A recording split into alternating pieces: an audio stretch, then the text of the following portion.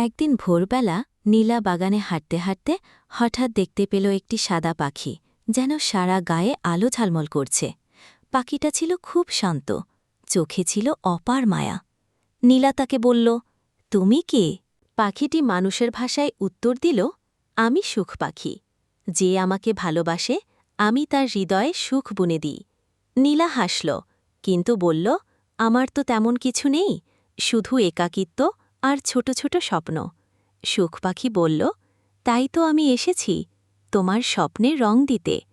সেই দিন থেকে প্রতিদিন ভোরে সুখ পাখি এসে বসে নীলার জানালায়।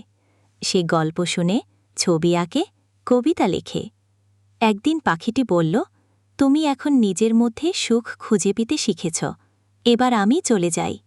নীলা জানালার পাশে দাঁড়িয়ে মুচকি হাসে, কারণ সে জানে সুখ শুধু পাখির মধ্যে নয়, তার নিজের মধ্যেই ছিল।